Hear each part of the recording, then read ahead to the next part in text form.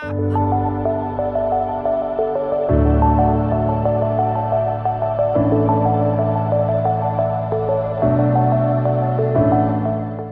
family, welcome back to my channel. Welcome again to 2024. It's been a while I did a sit down video, so I thought that today, instead of doing one of the DIYs or one of the hairstyling videos, I should do a sit down video and talk to you guys about some of the things that I did in 2023 that helped me grow my hair and get it from this to this. Now these two pictures are, this one was 2022, the end of 2022, and this was the end of 2023. And I saw a significant amount of growth last year, and this time I was actually impressed with how my hair grew, and I was like, wow, these things actually worked in spite of the fact that they were the bare minimum. So I'm going to be showing you guys or talking to you guys about all the things that I did which were the bare minimum, which were not too much, that helped me actually grow my hair in the space of 1 year. If you're new to the channel, thank you guys for joining me. Kindly hit that subscribe button if you haven't already, and hit the bell beside so you'll be notified whenever there is new content for you to view. If you're an old or returning subscriber, thank you for joining me for yet another video. This year I promise to keep it more interesting, and I promise to try and be more consistent. I was not so consistent last year, but I am hoping that I can change that this year and be more consistent. And this year our channel is going to do big numbers and we're going to experience a lot of growth. So stay tuned with me, guys. For 2023, I'm going to be talking about 4 things that I did that really helped my hair growth. Like I said, the things that I did were the bare minimum.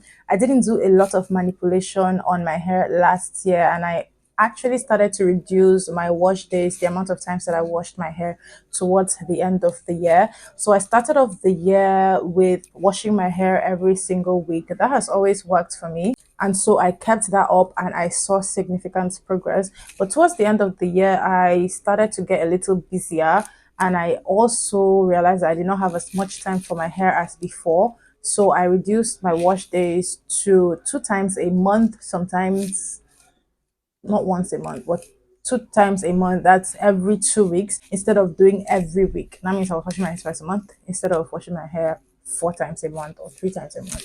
So that works for me as well as washing my hair every single week, and I decided to stick with it, and I was satisfied with the results. I had thought that if I reduced the quantity of times or the amount of times that I washed my hair, I was going to experience more breakage, especially more breakage, but that was not the case. And so once I realized that the 2 weeks or every 2 weeks was working, I just stuck with it, and that worked. The second thing that I did was I kept my regimen simple. If you know me on this channel, you know my regimen has always been simple, although there was a time that there was a whole lot of steps.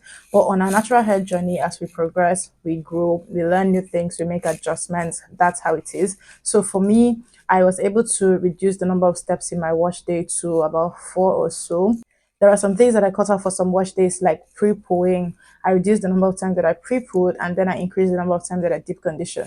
Also, there were days that I did not deep condition. Like I said, it all depends on time, on how busy I am or I was. But I just did the things that I could carry that wash day. But my staples were shampooing, conditioning, and moisturizing. I did not miss out on those 3 things. So when I had enough time, I was able to deep condition, and then I didn't pre-poo as much last year, and I noticed that I was still okay. My hair was still fine. I did a lot of low manipulation protective styles on moisturized hair. So previously, I was someone who had to make sure that my hair was styled and it was always looking full. Like any style that I did was always looking full. It had to be looking full. And if you know how full hairstyles work, full hairstyles mean that your hair is going to be loose when you style it, and that means that the hairstyle will not last as long. So most of the time when I do full hairstyles, I will have to redo my hair maybe every 3 days or every 4 days or every 2 days even, because you have to keep up with the volume and you have to keep up with the look. But I noticed that when I started going for a little bit tighter styles, I also was able to wear my hairstyles for a little longer, sometimes 1 week, sometimes 1 week and a half, sometimes 2 weeks, and they looked just as good. when it comes to protective styles, I stopped paying attention to how neat my hairstyles looked. So I styled my hair and I had to keep moisturizing my hairstyles, which I will come to. So once I had my protective style done, I made sure that I moisturized my hair. I didn't just style my hair and then leave the style till it was time to take it down. I styled my hair and moisturized. And when you apply water to a protective style, sometimes your hair tends to become rougher. So I was able to learn how to manage these protective styles and how to moisturize these protective styles, but also keep them looking neat for as long as possible. That method also worked for me. One other thing I did was moisturizing my scalp more and also oiling my scalp more, which is kind of similar to how I maintain my protective style. I moisturized my scalp more and I also oiled my scalp and my hair strands more. You can never moisturize your hair too much ish. You can never moisturize your hair too much, as long as you are keeping that hair from breaking, as long as you're keeping yourself from losing too much hair. For me, I can never moisturize my hair too much. And also, I don't experience over saturation of my hair strands with water. This is where you moisturize your hair too much and your hair starts getting soft, starts getting brittle. I don't experience that. My hair strands are quite firm individually, so I can moisturize my hair as much as I need to, and it would even make my hair grow better, healthier, longer, fuller, etc., etc. I did not say because all of the work is happening on my scalp, I'll just oil my scalp and leave my hair strands. I oiled my scalp, I oiled my hair strands, and I also oiled my ends, which are the oldest part of my hair, and they are very important. And it's very important that you don't exclude your ends from whatever you're doing for your hair. And I made sure that I used products that actually absorbed into my hair in terms of moisture, and they stayed in my hair for as long as I needed them to. I have low porosity hair, so that means that products get absorbed into my hair and I don't need to re-moisturize my hair too frequently. My hair does not lose moisture easily, so I was able to manage my moisture and also make sure that I was moisturizing when necessary. So, and last thing that I did, which I have mentioned, is that I oiled my hair strands, which is similar to moisturizing my hair. I mentioned that. So I oiled my hair strands, I oiled my ends, I oiled my scalp, I oiled everything. And I did not care that I was going to be staining my sheets. This is why it's important for you to have satin sheets, so that you know that you're not going to be staining your bedding, and you know that you're not going to be losing all that moisture and all that oil to your beddings. Instead, if you rub your hair over any fabrics, let it be satin, because satin does not absorb moisture that way that cotton does or other fabrics of bedding do. So yeah. Now for 2024, my regimen or my hair care is not going to be that much different from 2023. In fact, I'm going to be doing almost the same things. I think the only thing that I'm going to be doing this year, which is going to be a little different, is that I'm going to be doing more long-term protective styles with extensions like these braids. Now, when it comes to protective styles, guys, I love braids. I love long hair. I like my hair looking long. So I'm going to be doing more long-term protective styles. And by long-term, I mean styles that I can wear from 2 weeks to 3 weeks. And then I am also going to be working on how I'm going to moisturize those hairstyles, but in such a way that the hairstyles remain neat. Yes. So when it comes to moisturizing my protective styles, generally I don't mind when I apply water to my scalp. I tend to massage my scalp, massage all the products that I apply to my scalp and my hair for the moisture. And moisturizing your scalp or rubbing your scalp with hairstyles like this installed will make your hair actually to roughen up faster than if you don't do all that.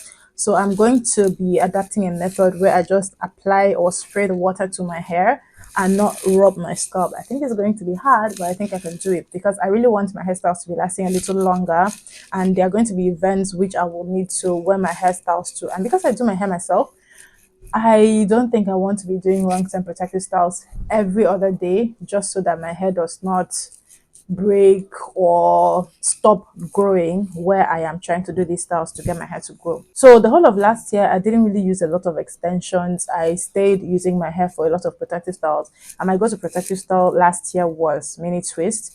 I did so much mini twist last year, and this mini twist actually helped my hair to grow so much. So I've been able to grow my hair in protective styles using just my hair.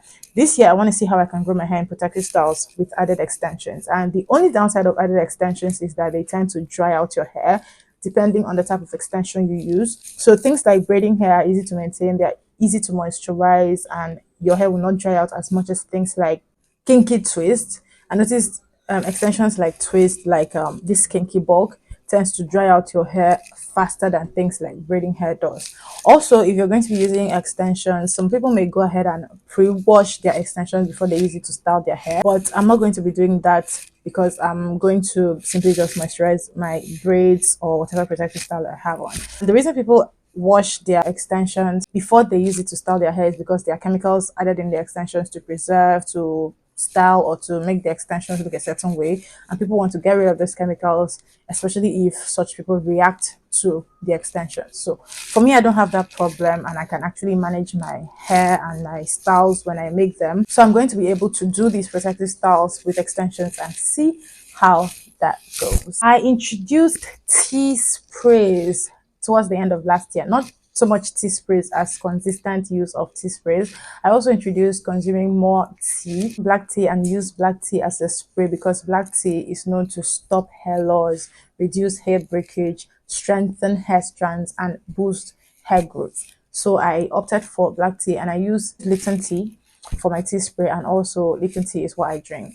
So by the way, I have a hair growth challenge which is currently ongoing. It was my ebook. It's my very first ebook. It's currently ongoing. I have a lot of people who have signed up and who are part of the challenge. So if you would like to join the challenge, I'm going to link the challenge where you can join in the description box and in the comments, so you can check it out and you will not miss out. This challenge is exactly the things that I have used or I've implemented that have helped me grow my hair. And so far, the people who are participating in the challenge are already sharing their testimonies, sharing their reviews, how the things in the ebook are working for them. And trust me when I say these things are tested and trusted by me, they are tested and trusted by me. I don't share things that I have not tried. I don't share things just out of the blue. I make sure that what I share is what I have done that has helped me. And these things work for all hair types, relaxed and natural hair. Then I'm also going to be moisturizing and oiling my scalp. I'm not going to relent on that. So it does not matter if I'm wearing a protective style or I'm not wearing a protective style. I'm going to stay on top of the moisture, and I'm going to make sure that my scalp and my hair are attended to. Last but not least, what I want to do this year that I didn't do last year is use more hair products. Last year I stayed with very few hair products, including my own products, and I was able to make those work for me. But this year I want to see if I can use more brands, try more hair products, not just to grow my hair, but also so I can have recommendations for people who are looking for what to use according to their hair type. And also, like I said, I'm a stylist, so I like to have this knowledge at the tip of my fingers for people who need it. So I'm going to be trying more products this year. So from moisturizers to deep conditioners to stylers, I'm going to see what I can use. And I'm also going to be paying attention to the ingredients in these products to make sure that they actually are good ingredients that are going to work accordingly. So that's about it, guys, for the hair care that helped me last year and the hair care that's going to happen this year. If anything changes, of course, I'm going to bring an update for you guys. But for now, that's it for this video. Thank you guys so much for watching. I will see you in my next video.